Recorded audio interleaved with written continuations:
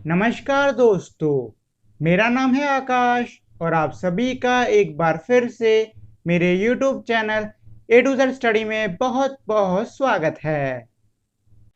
और इस समय मेरे चैनल पर क्लास सेकेंड ईवीएस मतलब एनवायरमेंटल स्टडीज़ की पढ़ाई चल रही है।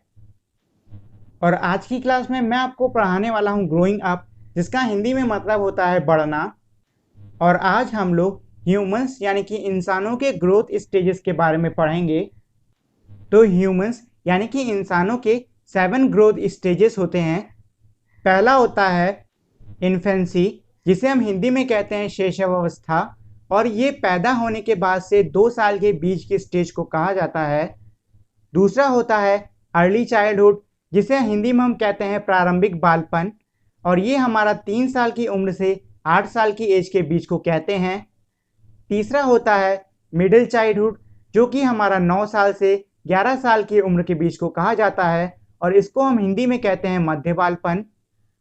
चौथा होता है हमारा एडोलेसेंस, जिसको हम आम भाषा में टीनेज भी कहते हैं, और ये हमारा 12 साल से लेकर 18 साल के बीच की एज को कहा जाता है, और इसे हम हिंदी में कहते हैं किशोर अवस्था।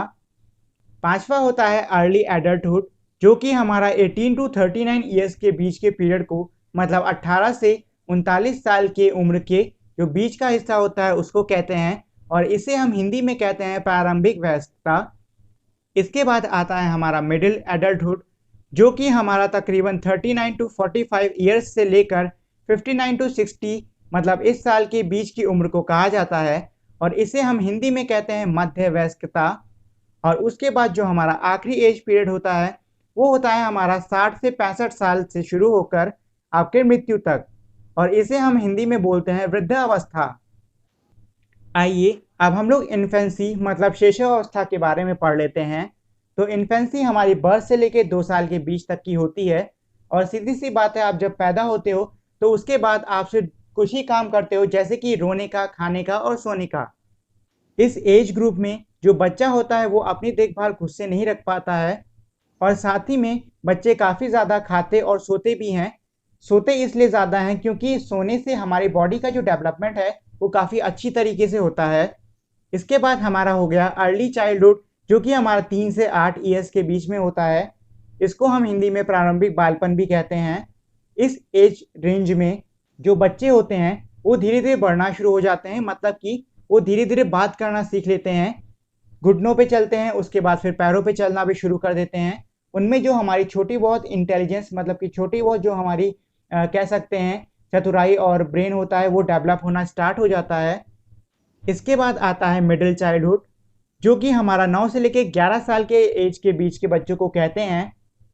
इसमें जो बच्चा है उसका ब्रेन अब काफ़ी अच्छी तरीके से डेवलप हो चुका है। ना सिर्फ अब वो सही से बोल सकता है, चल सकता है, बल्कि और भी काफ़ी सारी चीज़ें कर सकता है, जैसे कि मैथमेटिकल प्रॉब्लम सॉल्व करना, चीज़ों को याद रखना और बाकी सारी चीज़ें। इसके बाद आते हैं हमारे टीनेजर्स, जिनको कि हम एडोलेसेंस भी कहते हैं, जो कि हमारी 12 से लेकर 18 साल की एज को बोलते हैं, और इसे हम किशोरावस्था भी कहते हैं। और इस एज ग्रुप के जो बच्चे होते हैं उनका जो कैरेक्टर होता है वो काफ़ी ज़्यादा अग्रेसिव होता है, और साथ ही साथ काफ़ी ज़्यादा रिबेलियस भी होते हैं। मतलब ये कि अगर आप उन बच्चों को कहो कि तुम्हें ये काम करना है तो हो सकता है वो ये काम छोड़ के दूसरा काम करने लग जाएं, और कई बार तो वो आपकी बातें भी नहीं मानेंगे। फिर आता है हमारा अर्ली एडल्टहुड, जो कि हमारा 18 से लेके 39 एज के बीच को हम बोलते हैं। और इस एज में जो कैरेक्टर है लोगों का वो काफ़ी अच्छे से डेवलप होना स्टार्ट हो जाता है। साथ में उनकी खुद की भी एक यूनिक पर्सनैलिटी भी बननी शुरू हो जाती है, और साथ ही में वो लोग अब उतने ज़्यादा अग्रेसिव और रिबेलियस नहीं होते हैं, और वो अपनी आसपास की चीज़ों को समझने लग जाते हैं। इसके बाद हमारा आता है मिडिल एडल्टहुड, जो कि हमारा 39 एज के बाद का आप समझ सकते हो तकरीबन 40 से हमारी 60 साल की उम्र के बीच का होता है। इस एज ग्रुप के लोगों की अब पर्सनैलिटी कंप्लीटली हमारी कह सकते हैं डेवलप हो चुकी है, और साथ ही में उनका जो कैरेक्टर है वो भी अब कंप्लीटली डेवलप हो चुका है। ये एज ग्रुप नॉर्मली उन लोगों का होता है जो कि आप खुद से ही काम करते हैं, और काम से मेरा मतलब सिर्फ घर के काम नहीं बल्कि बाहर के काम, जैसे कि ऑफिस जाना, काम करना, मतलब कि पैसे कमाना। और इसके बाद हमारी लास्ट स्टेज जो कि हमारी ओल्ड एज आती है, और ये हमारी तकरीबन 60 साल के बाद से शुरू होती है, अब सीधी सी बात है, 60 साल के बाद के जो बूढ़े लोग होते हैं वो ज़्यादातर रिटायर्ड हो जाते हैं।